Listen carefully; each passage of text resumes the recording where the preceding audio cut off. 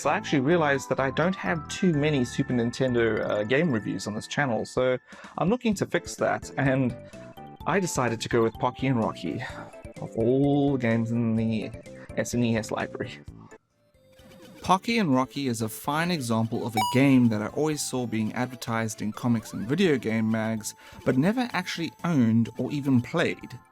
My access to Super Nintendo games was severely limited, only having ever owned Diddy's Conquest, Super Mario All-Stars, and Super Street Fighter 2 Turbo. I also played Super Star Wars briefly, but the asshole I bought the console from sold that game separately to someone else.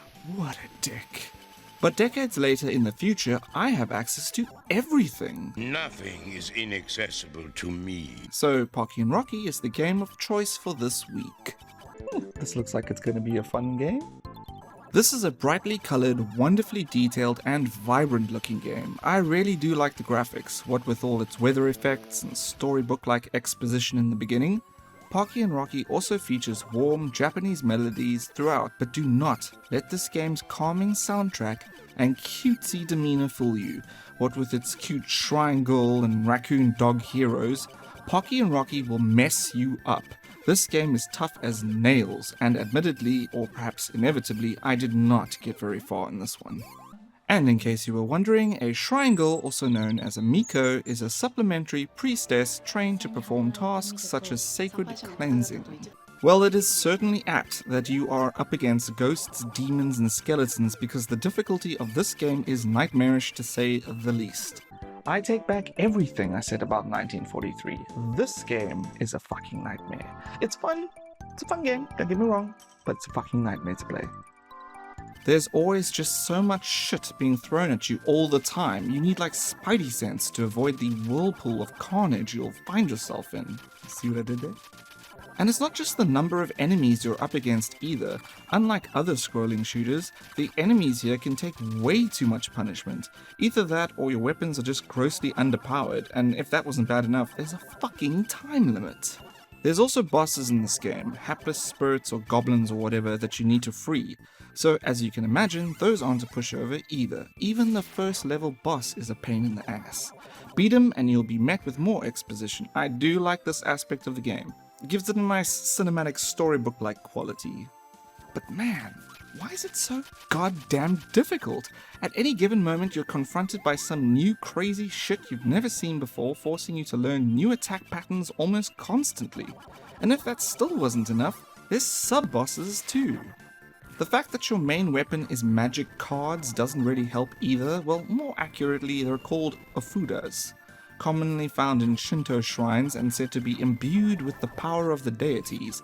But how about a magic katana or something? Well, now to be fair, you can power up your cards, and there are also other power pickups such as wide shot and fire shot. You also have a close range weapon. Pocky has a gohe. I think that's how you pronounce it. Basically, it's a wooden wand. And Rocky sweeps things with his tail. His ranged attack is leaves, so yeah, it's not all bad, right? Hell, even the sub-bosses get stupid hard. But that's not all, just wait until you get to this fucking raft. Oh, that raft. It's about as far as I got. No, wait. That is precisely as far as I got. Going to need to take another crack at this one. Well, on a positive note, there is a co-op mode, which is a lot of fun.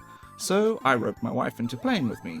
Needless to say, she had dibs on Rocky the Raccoon, who's actually a Nopino goblin, and it would seem that all of his fellow goblins have gone insane. No doubt this is the doing of that Black Mantle guy. God, I don't even want to think about how bad that ass kicking's gonna be. If you can co-op it, then by all means do. It will certainly increase your lifespan. Well, circling back to the power pickups, you can collect ones to beef up your ofudas or ones that will give you fire shots. And if you collect the same pickup, it increases the power of the one you currently have.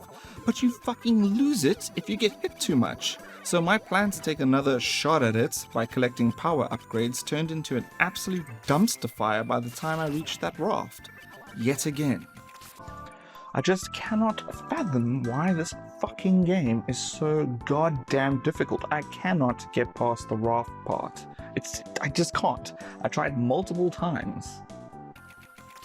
On the bright side, co-op play does double the firepower, so one can wade through the chaos a little easier, but it's still a good idea to make peace with the fact that you're going to see that continue screen more than you'd like to.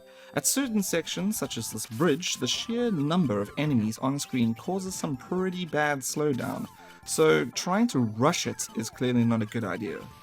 So, if Pocky and Rocky is just Dark Souls for the Super Nintendo, why play it at all? Well, simply put, the game is a lot of fun. It's a quality title with some excellent sound and charming top-down visuals, and because the gameplay and movements are so finely tuned, one can easily overlook the difficulty, but buyer beware, that's where it'll get you. Well, that's it for this week's video. If you enjoyed it, then please leave a like, comment, and most importantly, subscribe. It really does help me to make more videos. Until next time, keep playing retro.